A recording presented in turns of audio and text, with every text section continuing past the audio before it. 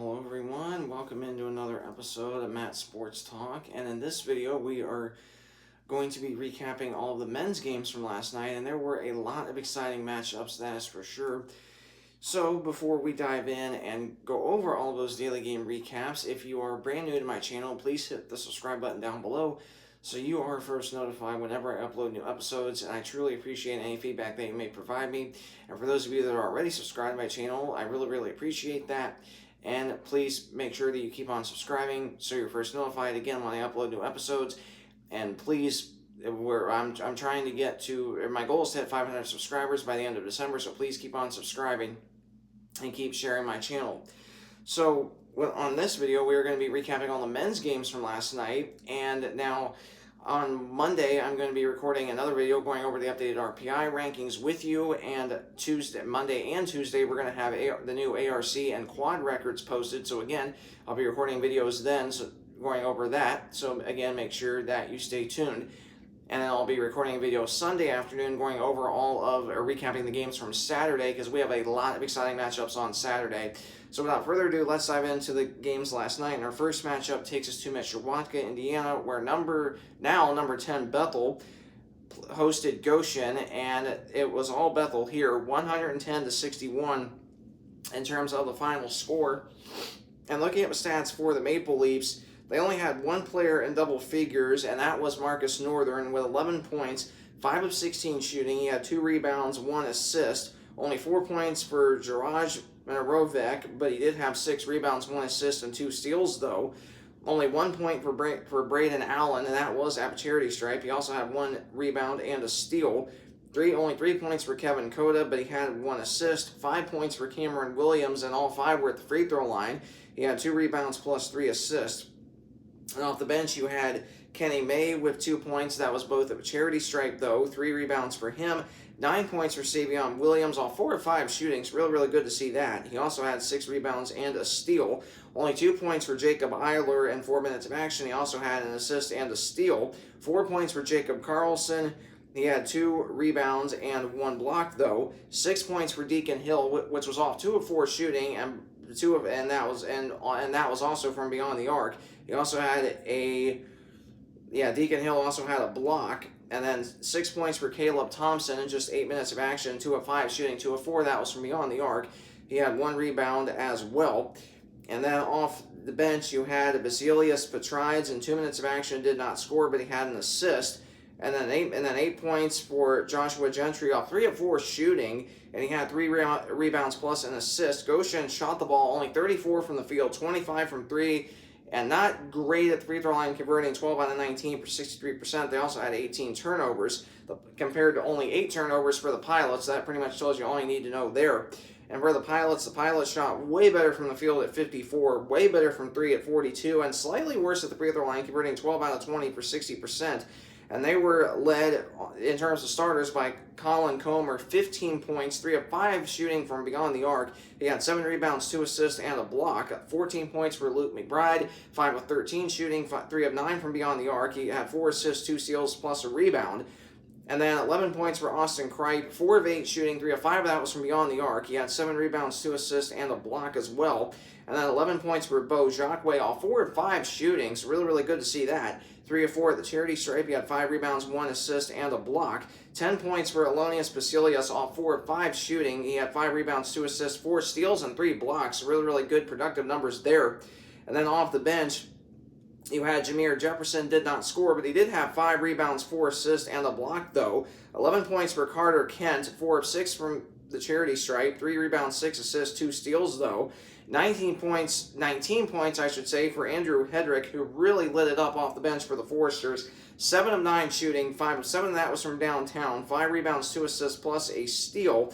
And then 8 points for Alex Johnson in 7 minutes of action with 2 rebounds plus an assist. 3 points for Sam Wellman in 8 minutes of action with a rebound, and 8 points for Alex Ellenson off 3 of 3 shooting, 2 of 2 at the line, 4 rebounds, 2 assists, a steal, and a block. And that was your matchup there. The next matchup takes us to Spring Arbor, Michigan, where Spring Arbor hosted Marion, and Spring Arbor, the winners here, splitting on the season after at least for Marion, they narrowly beat Spring Arbor at home 71-70, the first time these two teams met. And this time, Spring Arbor, though, returning the favor, 78-62, the final score. These two teams split on the year. And for Marion, they had some really good productive scoring, especially from Dylan Moles. 20 points, 10 of 17 shooting, 2 rebounds, 1 assist. You also had Ron Rutland III. It did not score, but he did have a rebound, though. 9 points for Aaron Humphrey Jr., 3 of 5 shooting, 1 of 2 from downtown, 2 of 2 at the charity stripe, 3 rebounds, 1 assist, a steal, and 2 blocks, though. 14 points for Aiden Franks with 5 rebounds and 3 steals. And then off the bench, you had Joshua Renfro with an assist. Alhaje Diallo, 6 points, 2 of 9 shooting with 4 rebounds. 7 points for Luke Carroll, 2 of 2 shooting, 3 of 4 at the line, 3 rebounds. And then Luke Lindemann in 3 minutes of action did not score, and 5 minutes of action, Blake Russell did not score. And Marion, though, had 12 turnovers, 10 turnovers for Spring Arbor, so pretty even there. And for Marion, they shot not bad from the field at 41. They really struggled from 3 at 15. They were really good at the free throw line, converting 7 out of 9 for 77%. And for the home team, Spring Arbor, they were better from the field, albeit by not a lot, at 45. Better from 3, again, albeit by not a lot, at 19. And they were better at the free throw line, converting 14 out of 17 for 82%. And they were led by Travis Grayson, 26 points for him. He had 10 of 15 shooting, 5 of 6 at the line, 5 rebounds, 5 assists, 2 steals, and a block. 12 points for Shane Reisky, 5 of 9 shooting, 2 of 5 of that was from beyond the arc. He had 3 rebounds and an assist and a steal as well. 2 points for Aiden Zank. He had 2 rebounds plus an assist. 13 points for Brandon Trilly, 5 of 12 shooting, 2 of 2 at the line, 8 rebounds, 2 assists, and then 14 points for Dante Favor and 12 rebounds, so a double-double for him. He was 4 of 10 shooting, 6 of 7 at the charity stripe, 3 assists, 4 steals. Off the bench, David Cundiff, only 2 points, but he had 6 rebounds, 3 assists, and a steal, so really, really good numbers there. A pair of points for Warwick Elder in 6 minutes of action with an assist, a steal, plus a rebound. And then Eli White in 7 minutes of action had a rebound. Ty Reisky, 7 points in 10 minutes of action with a rebound and an assist. And then Brandon King played the last minute of the game and did not have any statistics. And I alluded to the shooting numbers a second ago, and that was your matchup there. The next matchup takes us to Winona Lake, Indiana, where number 1 Grace hosted St. Francis, and this game was pretty close at halftime, all tied up. Grace, though, outscoring the Cougars out of Fort Wayne, Indiana by 11 in the second half, and that proved to be your difference there. And for St. Francis, they had some really good scoring from Malachi King, 24 points, 9 of 17 shooting, 2 of 8 from downtown, 4 of 5 at the line, 9 rebounds, 3 assists, 1 steal, 2 blocks. Really, really good numbers there. 7 points for Braden Messenger.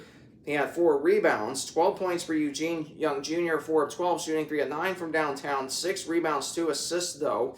And then you also had 4 points for Joe Reedy with 5 rebounds, 3 steals. 17 points for Javon Lewis, so really, really good numbers there, with 5, especially because he was 5 of 11 shooting, 3 of 7 from beyond the arc, 4 of 4 at the line, 4 rebounds, 4 assists, 2 steals. And off the bench, Keyshawn McNeil played only 1 minute, but he did have a steal, though. And then 8 points for Carson Rogers, 4 of 9 shooting, and he had 12 rebounds, 4 assists, and 4 blocks. Really, really good to see that. And for Rogers, not quite a double-double. And then Trey Dillard in 3 minutes of action had 2 points, 1 of 2 shooting. And Cougars shot 40 from the field, 28 from 3. Decent at the free throw line, converting 11 out of 14 for 78%. And then for the Lancers, they shot better from the field at 53, slightly better from 3 at 31. And they were really, really not great at the free throw line, converting just 10 out of 21 for 47%. So kind of uncharacteristic of them. And for Grace, they had some really good balanced scoring, too, led by Ian Rouse. 17 points, 8 of 11 shooting, 1 of 2 from downtown, 6 rebounds, 1 assist, 2 steals. 12 points for Hunter Walston off 5 of 11 shooting, 2 of 5 from downtown, 6 rebounds, 5 assists, and a steal. 15 points for Gage Sefton, 5 of 9 shooting, 3 of 6 from downtown, 2 of 2 at the line, 5 rebounds, 1 assist, and 3 steals, though. Only 2 points for Tyler Roush, but he had 3 rebounds, 2 assists, 1 steal, 1 block, though. And then 10 points for Grady Carpenter, 4 of 7 shooting, 2 of 2 at the line. And he had 5 rebounds, 4 assists, 2 steals. Off the bench, Michael Wellman, 8 points, 2 of 6 shooting, 3 of 4 at the line, with 3 assists, 1 steal, 2 rebounds. And Cannon Hauser, in 12 minutes of action, did not score, but he had 2 assists, though. And then you had Luke Bricker in 6 minutes of action, did not score, and Cole Hayworth in 2 minutes of action did not score either. And off the bench, Gavin Benton provided a huge spark for the Lancers, 21 points, 9 of 13 shooting, 3 of 9 at the free throw line. He had 7 rebounds, 4 assists, 3 steals, 2 blocks. So really, really good to see that. And that was your matchup there. The next matchup takes us to Mount Vernon, Ohio, where Huntington, receiving votes Huntington, faced off against the Cougars out of Mount Vernon, and Huntington prevailing here 81-74. And I was at this game last night, which was kind of weird because obviously typically I'm at Indiana Wesleyan games, even though I was home last night, but due to the bitter cold here in central Ohio, we figured it would just be way too cold to drive back really late at night into the very early morning hours of today from from central Indiana, and then that's why we went to the Mount Vernon home game last night against Huntington, because we only live 10 minutes away from the school. And so we're like, we'll just watch two different teams play. And both games actually were really, really good. And of course, I'll record a separate video talking about the women's game, because that was another really, really good game too. So stay tuned for that immediately following this video. On the men's side, though, last night for Huntington, they were just red hot shooting, 50 from the field, 44 from 3, decent at the free throw line, converting 15 out of 19 for 78%. And they were led by Miles Good, 21 points, 7 of 13 shooting, to a 4 from downtown, 5 of 8 at the line. He had 3 assists, 3 steals, 2 rebounds. 17 points for Cade Brenner, 5 of 8 shooting, 3 of 6 from downtown, 4 of 4 at the line. He had a rebound plus an assist. 13 points for Jackson Paul, 4 of 10 shooting, 1 of 2 from downtown, 4 of 4 at the line, 7 assists, 1 steal, 3 rebounds. And then you had Keelan Lassisi, only 2 points, but he had 4 rebounds, though. And then Caden Johnson, 18 points, 13 rebounds, so a double-double for him. 4 assists, 1 steal, 2 blocks as well. 9 of 15 shooting, so really, really good productive numbers there.